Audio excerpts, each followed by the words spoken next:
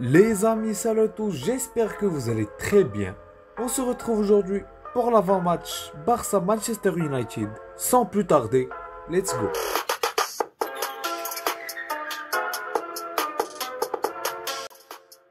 Bon les amis, on va directement rentrer dans le vif du sujet. On n'a pas le temps à perdre. Tequila, Heineken, pas le temps de niaiser. On va revenir un petit peu sur le score qu'a infligé Manchester en Premier League ce week-end.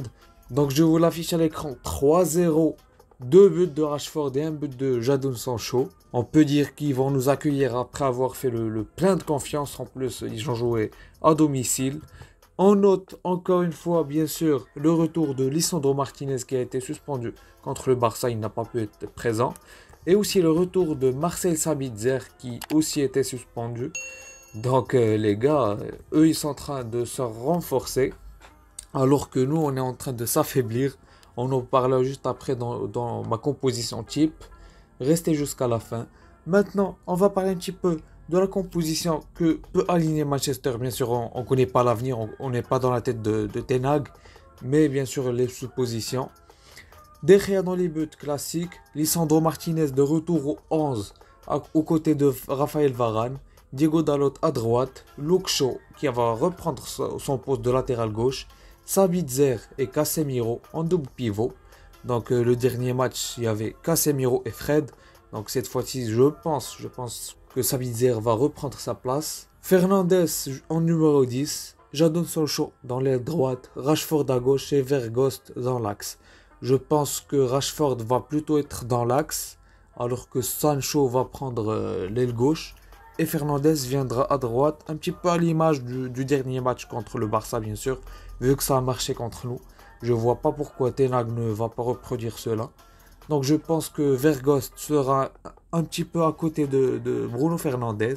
Et Rashford va se balader comme un électron libre dans l'attaque. Parfois il est à gauche, la plupart du temps il est axial. Et il va beaucoup aussi à droite. D'ailleurs son premier but de l'égalisation vient du côté droit. Donc voilà, le côté où il y avait Jordi Alba et Marcos Alonso. On en reviendra dessus dans mon 11 type. Maintenant les amis, on va parler des armes de Manchester. Donc les joueurs à surveiller. Je pense qu'il n'y aura pas de surprise. Marcus Rashford, il est sur une forme phénoménale. Donc Marcus Rashford, joueur à surveiller. Aussi, Bruno Fernandes, il est très dangereux avec ses passes en profondeur. Bien sûr, avec les appels de Marcus Rashford. Partout en attaque, comme je vous ai dit précédemment, à gauche, à droite, dans l'axe. Et Bruno Fernandes peut dégainer des passes de fou.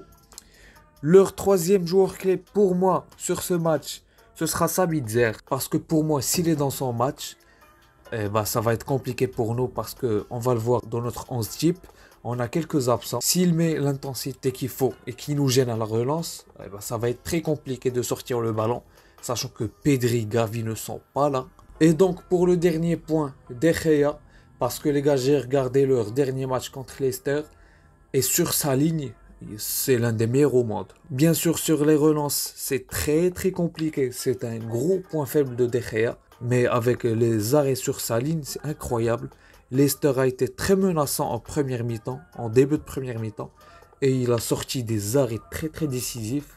Leicester pouvait facilement mener 2-0, et bien sûr De Gea a été présent. Et quand on voit qu'actuellement c'est compliqué de mettre beaucoup de buts, si De Gea est dans un bon jour, ça va être compliqué, il faudra redoubler d'efforts.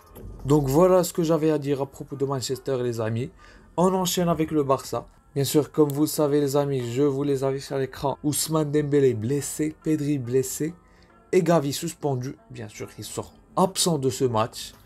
Et donc, mon 11 type, je vais vous l'afficher à l'écran maintenant.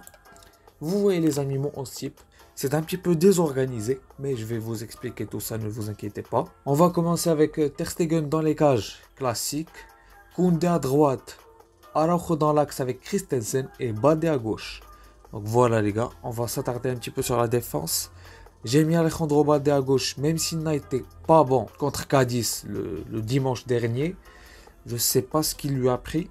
Il faisait que des passes en retrait, c'était affreux. Il était vraiment pas bon. D'ailleurs, j'en ai parlé dans le débrief. Pour ceux qui veulent regarder les débriefs de Barça, n'hésitez pas à vous abonner et activer la petite cloche. Comme ça, vous n'allez pas les rater. Bref, on continue Donc les gars, j'ai mis en place la BACK, la BAC, la défense type du Barça, en espérant que Xavi ne va pas décider autrement. Dans l'avant-match, la semaine dernière contre Manchester, j'allais limite jurer que Xavi allait aligner cette défense. Mais bien sûr, il a aligné Alonso et Alba. Donc ça va être compliqué. Je pense qu'il va aligner Alba. Mais moi, personnellement, pour contrer un petit peu la vitesse de Rashford, je mettrai Balde. Et aussi pour les percer. Parce que bien sûr, Manchester United, il presse très fort et il presse très bien. Et donc, pour les sorties de balles, Balde peut vraiment nous aider avec ses percussions. Bien sûr, s'il laisse de l'espace, Balde pourra se projeter.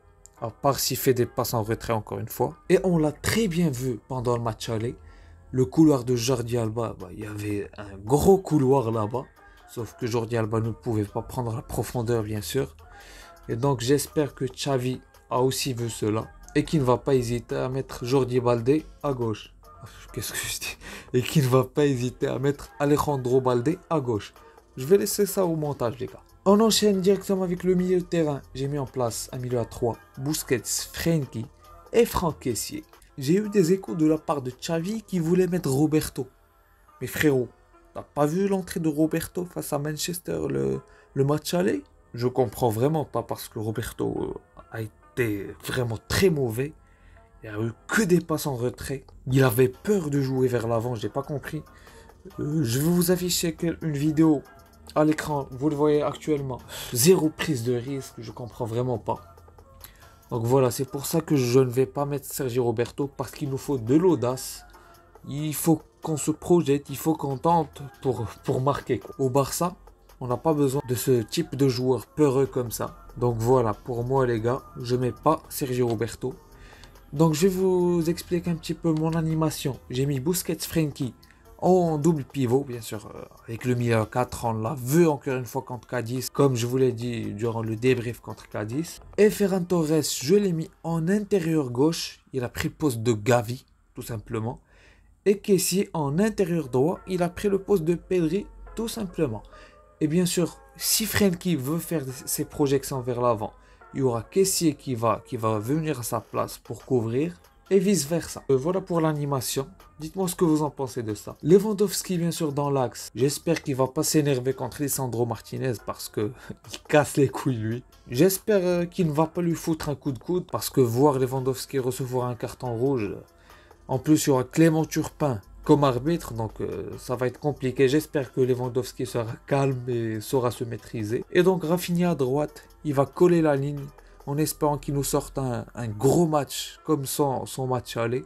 Ou bien pourquoi pas un match meilleur. Donc voilà les gars. J'espère aussi que Ferran Torres continuera sur sa lancée contre Cadiz. Quel match incroyable. Je pense que c'est sa meilleure première mi-temps avec le Barça. Il l'a aussi dit d'ailleurs. Même si ce 11 n'est pas aligné, et ben j'espère que les joueurs qui seront alignés par Xavi vont se donner à 100%.